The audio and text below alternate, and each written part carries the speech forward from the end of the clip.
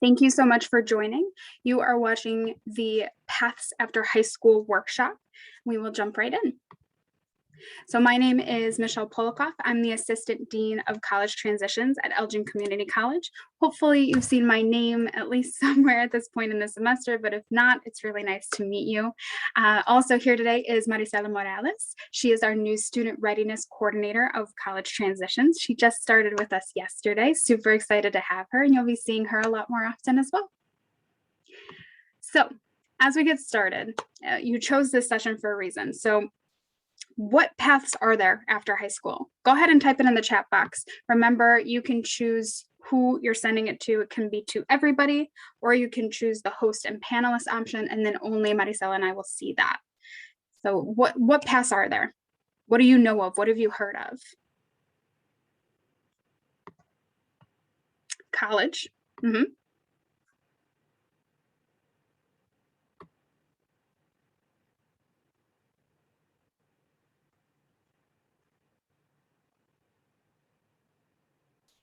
Trades.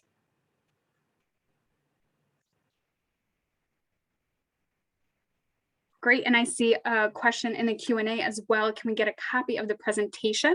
This session is being recorded as promised, and the session will be up on our website hopefully in about 2 weeks. But we do have an exit survey at the end of the session that if any or all or some of the resources that are provided during the session, if that's something you're interested in, please, please, please fill out that exit survey and let us know, and we will be able to send those directly to you. Oh, great. Some more in the chat. We have military, transition programs, stocks. Oh, I love this. Y'all know more than I did when I was leaving high school. That's fantastic, y'all. All right. So I think y'all answered to most of what we're covering today. So maybe y'all can help me out today. So on the agenda, we have college option, military option, an apprenticeship option, a job training / workforce option, and a gap year / service year option. So remember, this is a 1-hour workshop. We cannot get into all the nitty-gritties that are each of these options.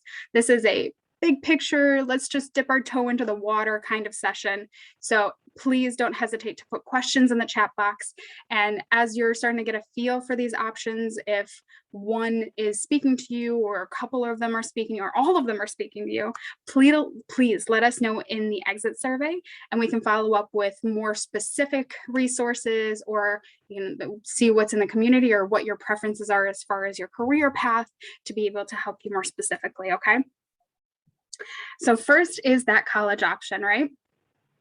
A lot of you put it in the chat that college is a path after high school. So what is college? What does that mean? What does going to college after high school mean?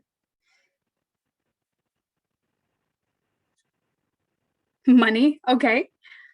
Very true.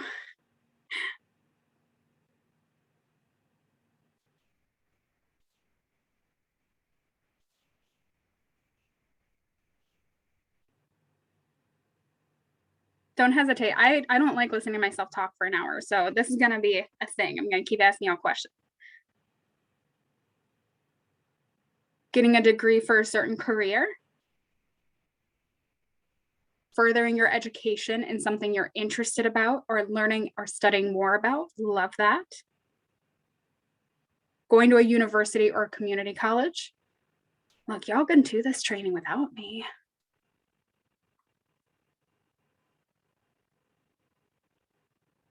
So y'all have covered it. If you were in my session last month, the start of college decisions, this grid probably looks very familiar to you because it is. I thought it was the best way to kind of cover the different aspects of what college after high school means. So I think most of you touched on it in one way, shape, or form, the different types of schooling that you have, what you go for to go for college. So y'all are on it. So one thing I want to note when we're looking at this is on the left-hand side, this column, the first thing on here is the average length. What that means, most of you probably heard that term in math. What is average? Average is not normal. Average is not what the requirement is. Average is taking a sum of, so in this case, it's the amount of students that are starting to when they graduate school, divided by the amount of students. So when you're looking at it and you're looking at some colleges or some types of colleges over others, you have a lot of students that are going right at 18 and going full time. So you're going to have a very skewed number of what average is. That does not mean normal. I want to emphasize that because there are a lot of students that don't go at 18. There are students that have part-time schooling and part-time job, or part-time schooling and a full-time job, part-time schooling and family obligations. It's what's going to work for you. And these types of sessions are here to help you kind of plan out that kind of stuff. So please don't take average as being normal. I just really, really want to emphasize that. But so with the average length, how you want to plan based on your situation, as well as what you're going for, right? I believe a few of you mentioned the type of degree or what you're interested in.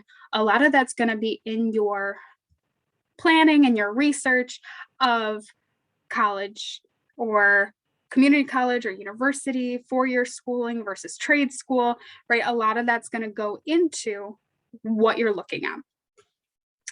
So I've laid out community college, a 4-year college, and the trade and vocational school. So on average, a community college is 2-year schooling and offers a variety of educational pieces, from certificates to diplomas to an associate's degree. Now, the difference between those three, because you're going to see some of them touch points on the others, is the amount of time and credits that are given based on that education.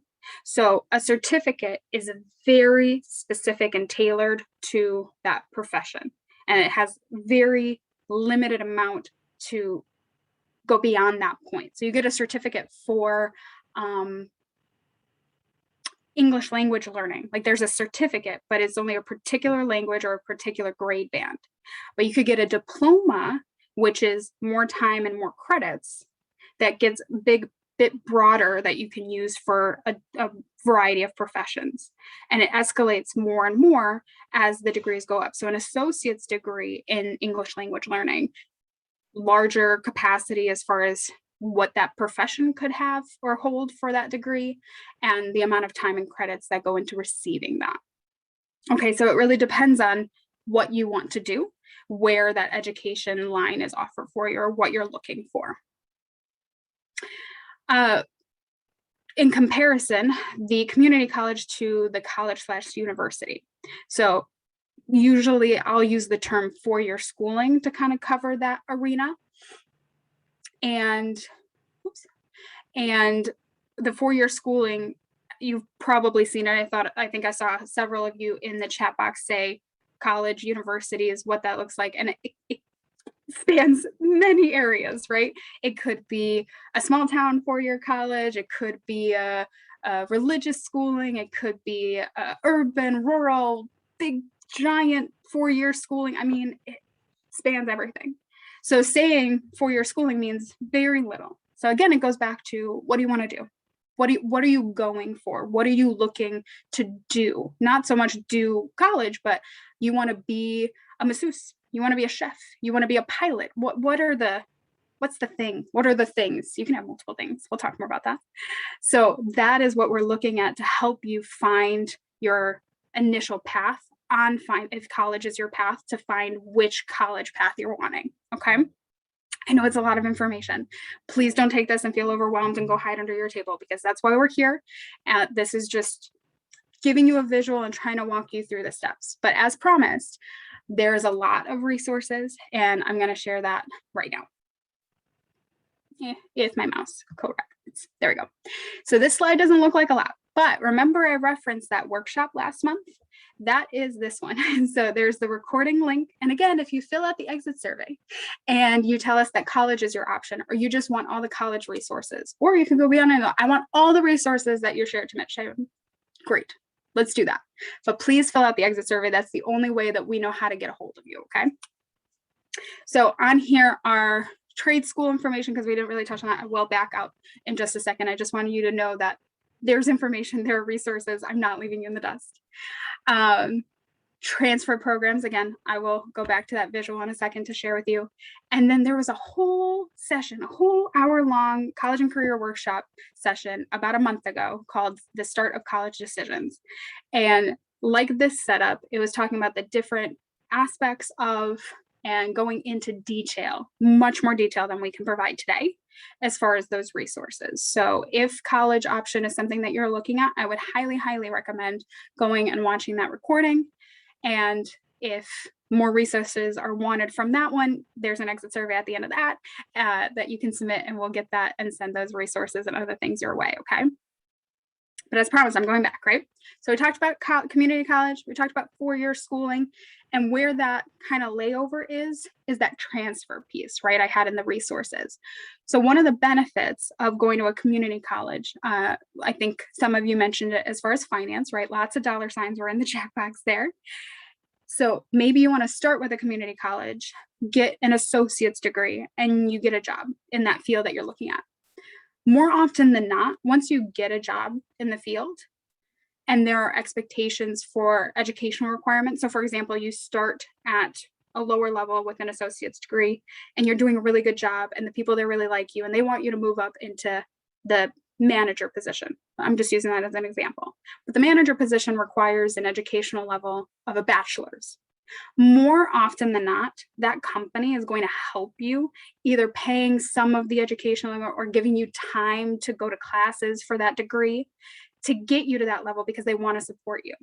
So it's a benefit to have some type of degree in the back end when you're going to work, and then be able to expand on that education as you go through your life. So a lot of community colleges, for example, ECC, right? That's where I work. But at ECC, we have partnerships with four-year schools, for example, NIU, where you take the credits that you earned and the path that you were on, and there is a very smooth transition to the partner schools, where sometimes you might have seen or heard some not so great stories of people trying to transfer from one school to another.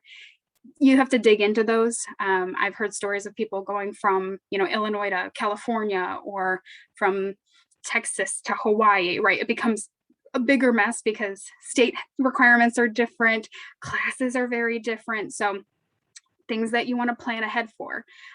Again, I don't want to overwhelm you and just spew a lot of words, but there's a lot of planning and pre-planning that goes into this stuff, and we want to help you as much as we can, okay? Then that last column is the trades or vocational.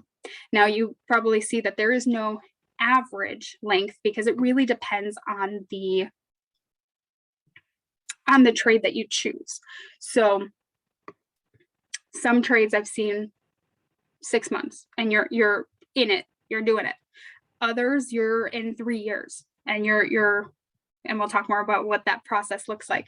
But I didn't want to give an average because it really does depend on the trade as well as the aspects of who you're working with and what you're working through, because sometimes it's bigger programs or that kind of stuff.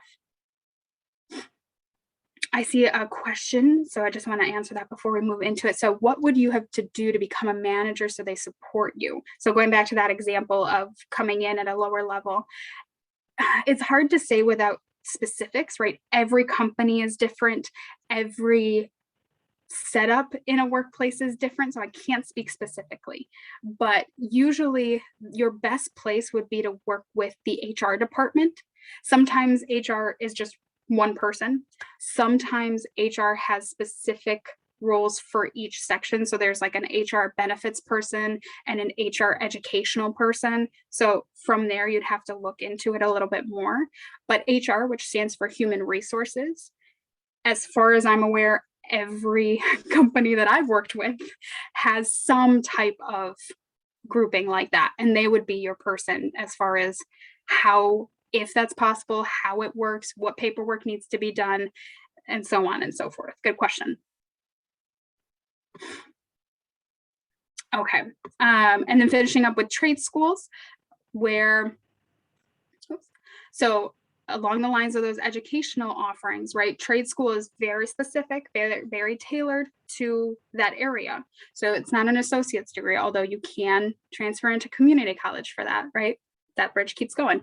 But you do get a certificate or diploma, again, depending on what that program is, what the expectations are, who you're working through, et cetera, okay?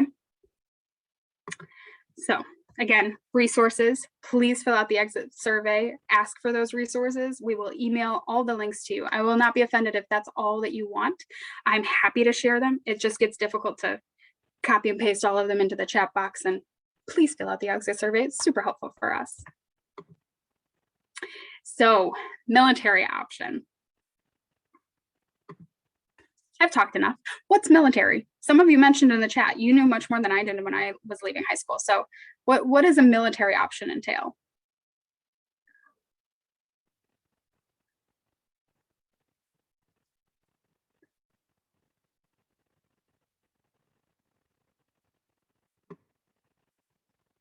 Serving your country, okay.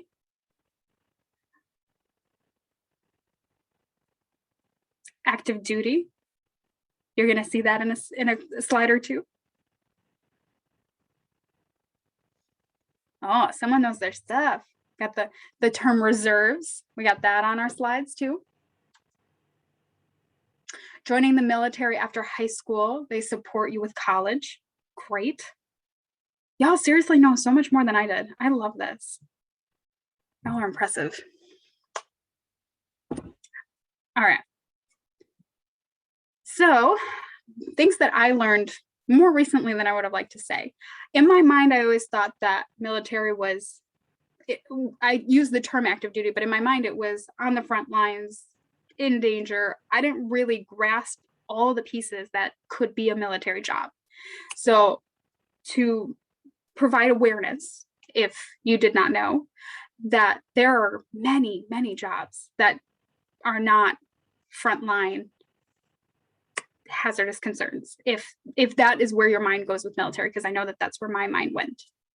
So jobs from electrician to mechanic to cybersecurity to healthcare, there is a wide variety of jobs through the military. So I laid out some benefits for you as far as going through with the military option, what that would look like.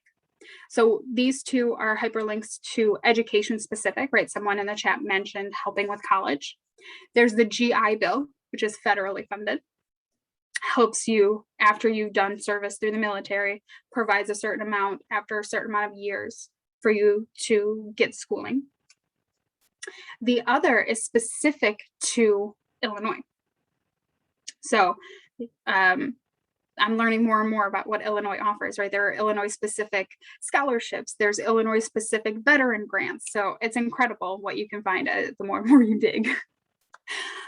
Other benefits that aren't educational, there's specialty training. So one of my friend's partners was in the military for 40 years. He's actually finishing up active duty right now. He was so specialized that they needed him time after time after time. He had not only aviation training, but like a specific engineering aviation training.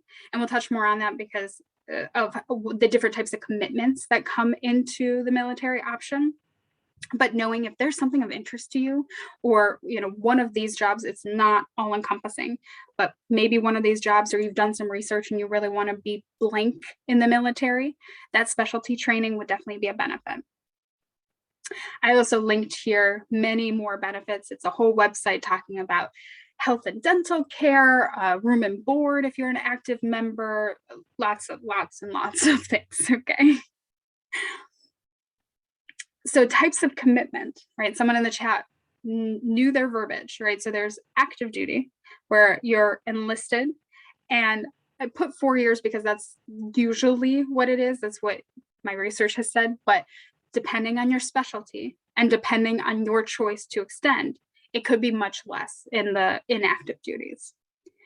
So when you enlist and you're active, you can be called upon to to do the job, whatever that job is that you've signed up for.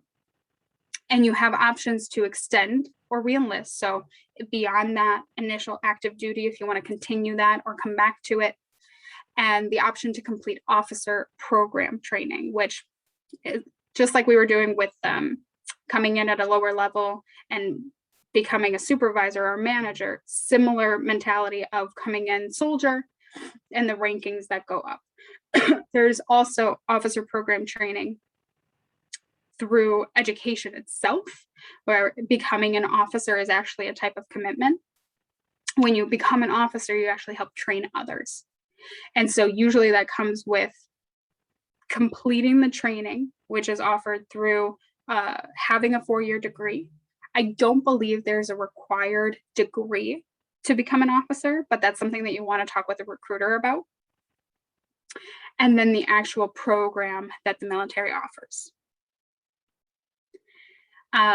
Along with the educational component is applying through academies. So backtracking a bit with the colleges, there are military colleges, something that if you're interested in both options or you're not really sure what you're looking for, just Googling military colleges might be of interest to you. You'll see that they are schools that offer supports on both an academic end as well as a military path, and various schedules, different types of training than you would see at a community college or a 4-year school. Then there's reserves, which is, if you're thinking active duty is full-time job, reserves is a part-time job. So if you decide to go on the military path and you decide to go through the reserve path, you're saying that I have a different job. I either have another full-time job or I have multiple part-time jobs or I'm doing something else, but I do want to be a part of the military. So being on the reserve is kind of like the bench team, the backup, the wait list, whatever terminology is helping your brain. The commitment to being in the reserves is 1 weekend a month and 2 weeks throughout the year for training. And that's consistent every year for being in the reserves. So if you're looking to potentially get into the military, but have commitments outside of that right now, that could be an option for you. So, what's going on, computer? Okay. As I mentioned, the recruiter. This is the recommendations I have are to do your research, right? There, depending on the job that you're looking for, depending on the path that you want, it's going to be very different information than this general scope that I'm giving you right now. Meeting with a recruiter. If you need help finding out how to do that, if you just have no idea where to start, let us know in the exit survey. But when I say meet with a recruiter, that is not a promise or a commitment to anybody. When you want to meet with a recruiter, you're not telling the recruiter, you're not telling the military, you're not telling anybody that you're doing this path. You're just saying, I'm interested and I want to know more information. And that's what they want. They want to make sure that people have not only the correct information, but the updated information. Maybe things have changed in the last few months and they haven't been able to go to every website and change things up. So recruiters are going to have the applicable information to provide to you that people outside, like I personally haven't had much of a touch with the military. So I can only give you information that I've been told secondhand or that I've researched myself. And then the third recommendation is prep and study for tests. So that was a surprise for me as well. Had no idea that there were so many tests that go with the military. I knew about a physical test, and I want to tell you this right now. When you sign up for the military, you do not have to be physically fit to meet or pass that test. You sign up for a test, and at that point, you have to be able to pass it. I think that there's some misconception of, if I'm signing up for the military, I have to be ready to go right there and there. And that's not the case. Again, you'll want to talk with the recruiter to get specifics. Are there set dates? What do they recommend? There are definitely practice tests, both physically and mentally, to get ready for this. But as an awareness, if you are currently sitting there going, yeah, military option could be something. It sounds interesting, but I'm not physically fit at all. This girl right here, that is completely understandable. And please do not let that limit you, because there are programs, there are boot camps, there's a lot of other opportunities to support that if that's your choice. And as with everything, I like to provide resources. So that first one is what the test is. I never know if it's ASVAB or ASVAB, so I try not to say it, but this is the test that the military is referencing, and there are multiple aspects to it. The academic part, there is an academic part. With it, there are minimums to the programs itself, right? So what branch of the military are you interested in? If you know for sure which one you're interested in, you want to double check what the minimum requirement for their testing, what is acceptable, because different branches have different requirements. Okay, so I've laid out the military branches in here just to give you a sense of all of the things that are out there, because as I said, in high school, I had no idea that these were a thing. I didn't know that there was a difference between Space Force wasn't a thing until like a year ago, but Air Force and Space Force, I couldn't tell you right off the bat what the differences are. Army, Navy, Coast Guard, Marine Corps, I've heard them in conversation, but without doing my research, I really didn't know much of a difference other than some were land and some were water. So wanting to make sure that you're aware of that, and get these links, fill out that exit survey, ask for the military resources, and happy to provide those and help you find the recruiter if that's what you're interested in, to be able to move forward.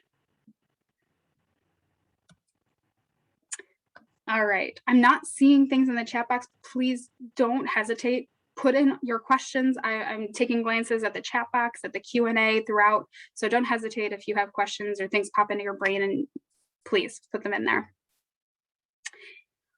Okay, apprenticeships. So I'm going to actually launch a poll about apprenticeships. So go ahead and answer that. Do you know what an apprenticeship is?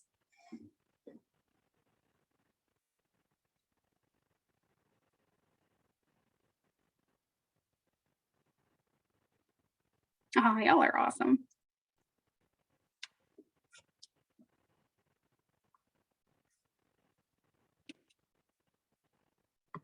All right. So we have a mix. Wow, that's fantastic. Okay. So thankfully, some of y'all have not heard of it or have heard the term but can't place it. That makes me feel better. I'm here to be useful to y'all, but some of you have, so y'all can help me in the chat box, okay? So I put learn and earn in quotes because that's usually how people talk about apprenticeships. You learn and earn. You are on the job, you're getting experience doing the work that you're wanting to do, and you're earning money for it, which sounds magic. But part of the apprenticeship is that you're also in a classroom. Now, it could be a physical classroom with other people. It could be asynchronous, which means that it's, not exactly at the same time with everybody else, having to listen to the same information at the same time. A positive of the pandemic, yes, that sounds funny, but I believe it, is that things have become much more accessible. So it could be that the classroom has a virtual aspect. I can't say. It really depends on the apprenticeship and, again, through the program that you're working to. But it's a learn and earn model is what they're called. And it provides hands-on opportunities. So when I said that some things would be virtual, you can't really you can't do plumbing virtually, right? You can't brick build virtually. Maybe you can practice virtually or through virtual scopes, but actually doing the work currently in our 2021 world is unlikely. So their hands-on will be in person, most likely. One of the things that's noted on here is the industry recognized credentials. So when you're doing your research on who you're going to be apprenticing, what program, what company, you really, really want to make sure that they have something like this, a stamp, a bullet that they are providing industry recognized credentials. It's unlikely anymore because these things are tracked and managed, but it is possible that you'll find places that offer apprenticeships, but they aren't credited.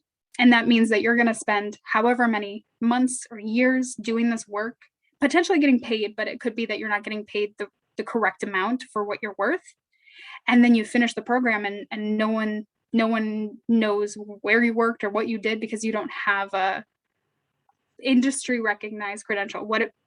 It's like a degree. It's a thing that says from here, I did this many hours, I did this, I'm verified, I can do this job. And you want to make sure that you're going through your apprenticeship with a credited place. Okay. I listed some things as far as how to plan. So most places require a high school diploma or a GED for an apprenticeship. Not all. Why I say that is because I've worked with a few schools that partner with the community and actually provide apprenticeship opportunities for juniors and seniors during the school day. Like the mornings they do classwork at the high schools, and then in the afternoon they do their apprenticeships. But that is something that you'd have to talk to your school counselor about because it's very school and community specific. And also there are requirements on academics. So you have to keep your grades up and you have to have a certain grade. Don't quote me, I don't know the GPA that they require, but depending on the program, right? Like for carpentry and for electrical work, you're going to have to do well in math and science to, one, keep up your grades, and two, prove to the place that you're going to work with that you can do the work. So that's why most require a high school diploma. And that last bullet of taking tests as far as potentially pre-apprenticeship to prove that you can do the work. And then some have like as you get your license type of test. So again, it really depends on the type of trade that you're looking at. Have reliable transportation. That does not have to mean that you personally own a car or you rent a car. It means that you know how to get from your current location to the place of work. That could be ride sharing. Do you have the resources and capability to do ride share as often as the apprenticeship needs? Can people drop you off and pick you up? Is there public transportation that is close by? What does that look like, right? This is planning before you make those decisions, because you don't want to go all the way through, get the apprenticeship, and then not know how you're going to get there, or realize that you can't get there, and then that spot is gone and the time that you put in was gone. Okay. Most, if not all, apprenticeships require the eligibility of working in the US. So again, either a US citizen or permanent resident paperwork as an awareness. So when you're filling out that kind of stuff, just know that that might be a requirement. So planning ahead. And the other bullets are as far as the actual apprenticeship itself. So being reliable. You're presenting yourself as like you're on a job. These people might hire you full time after you get your license, or they might know people that could connect you to a job that you want. So you want to be reliable, you want to be dependable, you want to, if you said you were going to do stuff, you're going to do stuff, right? Like however that setup is for, yes, it's part classroom, but it's also part job. Okay. I'm not seeing anything in the chat box or Q&A. I'm gonna move forward. This is just a layout as far as the apprenticeship itself. Sometimes places will require a pre-apprenticeship. So there's testing involved and there's training that's unpaid, but it's a commitment from both sides. It's a commitment from you, if you're going through with this path, to say, I want to do this. I want this trade, this license, this certificate. This is where I'm going for the next few years. And it's a commitment from the company putting in 12 weeks of training. That's resources, that's time, that's mentorship that they're putting and investing in you to be able to not only go through with the apprenticeship, but potentially come back to them and be one of their full-time workers, or be a trainer. You know, again, depends on the trade, depends on the people, depends on the company. But it allows for, I don't know, the best way I can say it is it's an investment in you that could potentially return to them 2-3 times fold, because they're training you in the way that they believe is best trained. So they're seeing a benefit. And then we've kind of talked about the difference as far as what apprenticeship is, the recognized credentials, being able to develop your skills, and You get to work side by side, sometimes with other apprentices, similar situations as you are in. And you'll also be learning from people who have been on that path and have been in that for years now and get to train you. And there's a passion to it. Every apprentice that I've met, there's a love for what they do, which is amazing. Like with everything else, resources galore. So there's a hub for apprenticeships. So if that's something you're interested in, to be able to see what apprenticeships or opportunities are out there. And there are some that are specific, right? Like Illinois specific. There's a JP Morgan one that came up for my search. Be aware location wise, right? Like I mentioned, the transportation needs to be reliable, is because depending on the location, it's either not as close or they're clustered in a specific area. So for example, when I was working for something in Chicago, there was a lot in the north and very scattered in the south, right? So you can look at a general scope of Chicago, it's going to look like a lot. But when you start looking at Kane County, you start looking at Cook County, right? You'll start to see where your transportation, your personal situation allows you to go. Okay. Job training. So if you're wondering what the difference is between job training, apprenticeships, and trade school, that's a good thing to wonder. You are correct in wondering that. Honestly, it's a mix of things. So job training is kind of a mix of apprenticeships and trade schools. So I think I wrote this in here actually. Yes, okay. So the difference between job training and apprenticeships is that training on the job is for the job you're being paid to do. An apprenticeship is defined as a period of time learning and working under a tradesman prior to becoming that tradesman yourself. So job training is that extended period of the apprenticeship, as well as trade school, right? Because trade school is very much academically focused to get you to the actual job. There is hands-on experience with trade school, but it's kind of twisted with how apprenticeship is half and half and job training is moving this way forward. So, right, when you look at paths of trades, the first one is apprentice. So you're learning the skills, you're learning and earning. As you get into that, as you've met that requirement of learning, you've gotten your credentials, you've passed, you move into journeyman. And so then you decide where you want to go. Do you want to start your own business? You want to work as an employee for the place that trained you? You want to work for an employee for somebody else? And you get more months, years under your belt, more work done, and you become a master. Now, again, it depends on the trade, what that expectation is, how many years or how many jobs that are done. But once you reach master level for job training, you're qualified not only in the skills itself, but to be able to teach others. So it could be that you're passionate about brick building, but you also really love the idea of training other people. That's great. Job training might be the path for you, right? You apprentice for brick building and you take those few years as far as through apprenticeship, through journeyman. There might be some kind of training as far as becoming a master. And then you're coming full circle and you become the master of the next apprentices. So depending on your passions, there is a way to find that path. So a few resources as far as job training goes, linked ECC. Anytime I can direct you to ECC just because of vicinity and us really wanting to work with the community and be able to support you, I do try to link those. That does not mean other places don't have them. I just try to make it as easy as possible for you to access. And I know since we have partnerships with y'all, that would be the easiest option.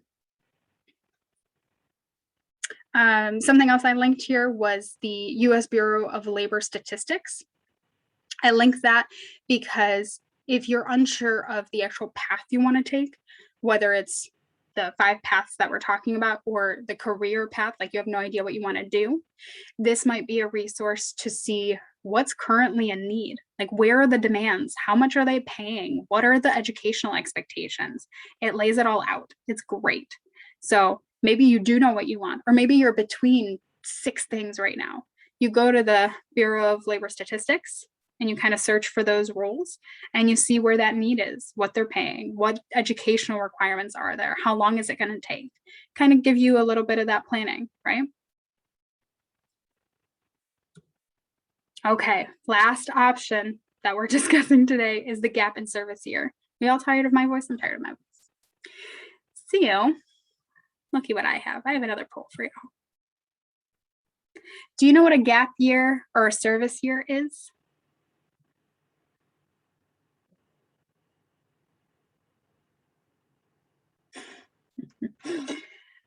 It tickles me that I know that I put all these answers in there, but it still tickles me when I see that that's why I'm here. I get tickled easily. I'm easily amused. All right, so we got a mix.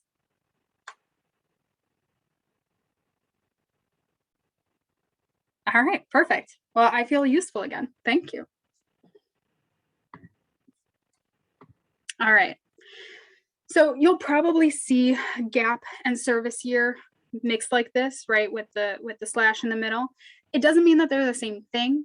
It just means the intentions and the time frame around it is usually around the same thing. So more often than not, people talk about a gap year as being 1 year or 1 to 2 years. And the same thing with service year. Usually the programs provide minimum 1 year, but rarely do I see people going beyond 2. 3 is really stretching it.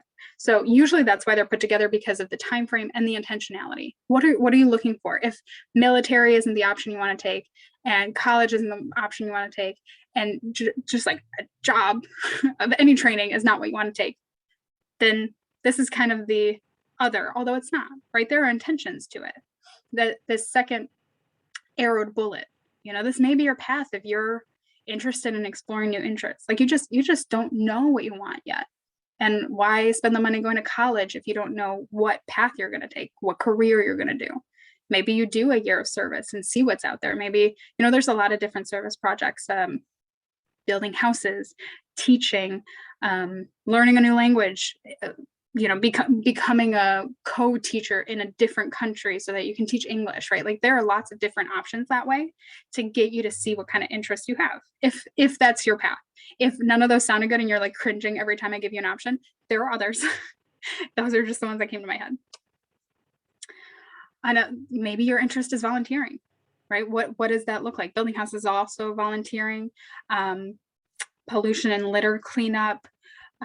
There's a lot of different service opportunities that through programs can provide you that year, whatever you're looking for, as far as giving you that experience and giving you that sated need that you feel.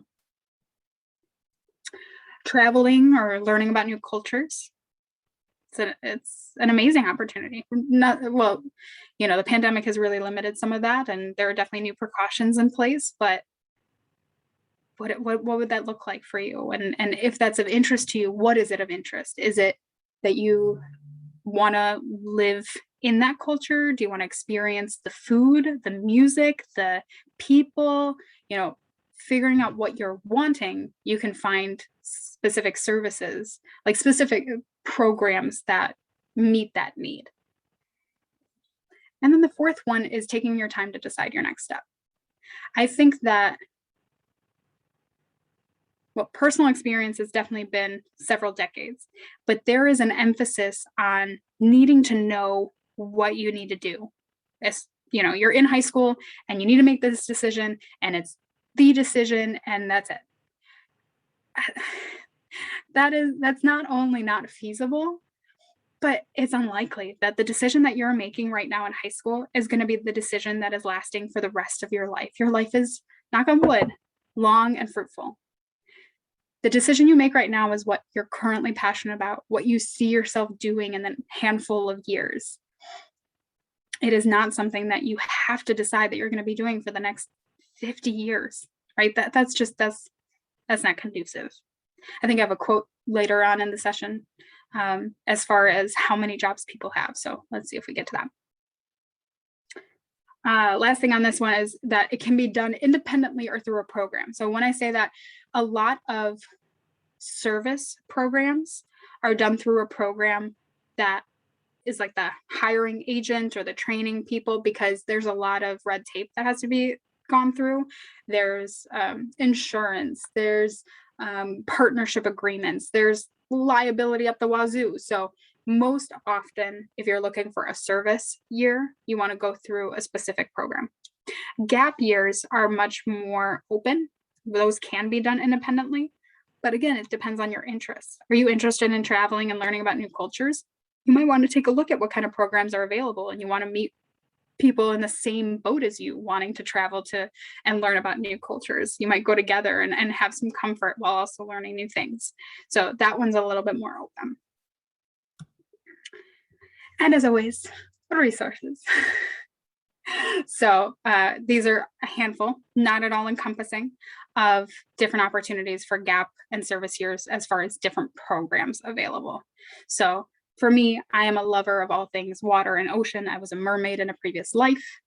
That go overseas just calls to me right now, just looking at it, right? Some people, water is not their thing. That's okay. So that one probably isn't your go-to, right? Could be the citizens year or service year, or something that's not on this list. Like I said, this is not all encompassing at all. I've also listed a few additional resources to give you a little bit more of information. Like I said, this is a big picture umbrella workshop, right? We have a few minutes left, didn't get into any details. So hopefully one of them called out to you. Hopefully you fill out the exit survey, let us know what resources you're looking for that we can help provide you and help you move to next steps, whatever it is that you need. But I've listed introduction videos to the pathways. So community college pathway, apprenticeship pathway, internship. So not internships, I'm sorry, job training. So all 5 of the ones that we've listed, there's like a little intro video to give you a little bit of more information if that's of interest to you or not. If college was not speaking to you at all and you want alternatives, there's a presentation for that. We don't, computer. It's just not my day with tech. We didn't talk about it, but the entrepreneurial path, right? You know what you want to do, and you want to create your own business, and you have a business plan, and none of this seemed right to you. Maybe it's entrepreneurial. Maybe you do go for it yourself right now. So there are some resources there. I think if you've gone to any of my other workshops, you've seen Learn How to Become. This gets a bit of a sense of what you're passionate about, what you want to do, and then gives you different resources tied to that. So you get to see people who have similar interests that followed that path or followed a path, and you get to see what that looks like and see if you want to do something similar. And the career pathway builder, very similar aspects, because you get to pick something just to see what it's about. And then you get to see all the different branches of what that something is. So for example, technology. And then you get to see cybersecurity, IT, technical engineering, like all the branches. And then you see what of that is interesting to you. And you get to see information about that thing. So the educational requirements, the median salary, the amount of time people spend in that job, right? It's not all encompassing, but it does pull from a lot of resources. So it's a good resource to have. I guess I don't have it quoted, but I do have it in my notes as far as that piece about choosing your job, right? So I can't reinforce it enough. I think I've said it in every workshop, but the choice that you make for your career right now is not the be all end all. It is not something that you have to stick with for the rest of your life. Now, if you do, that's incredible. That's amazing. That is such an amazing passion. But I want to emphasize that you do not have to. If you are currently passionate about math and you decide to go to college and you get a 4-year degree and you become an accountant, and in 3 years, that's not what I want to do. That's okay. Just knowing what you want to do is going to help you. So the statistic I have is actually from the Bureau of Statistics, right? That link I was emphasizing before. Individuals born in the latter years of the baby boom, so 1957 to 1964, held an average of 12.4 jobs from the ages of 18 to 54. Nearly half of those jobs were held from the ages of 18 to 24. So thousands of people, hundreds of thousands of people, have changed their jobs multiple times. Now, that could mean anything, right? There's not detailed information. I can't share with you that from the ages of 18 to 24, they didn't babysit and do mini putt-putt and Pizza Hut, and right? But they're all different jobs. So please, please, please do not feel that the decision you're making right now is the decision you're making for the rest of your life. That's why we went back and talked about average time in schools, because lots of different people go to school at many different ages, at different speeds for their needs. People go on various paths throughout their life. You do not have to know and decide for the rest of your life right now that this is what you're going to do and that's it. Okay?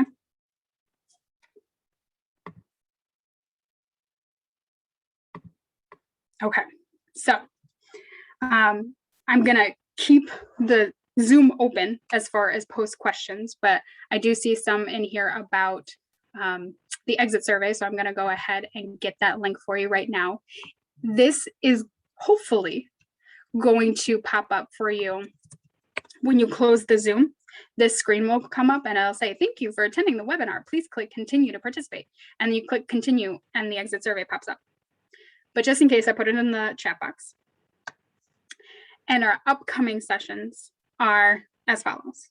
So we have our Historically Black Colleges Fair coming up on the 21st. And then we have early college credit options coming up on November 2nd.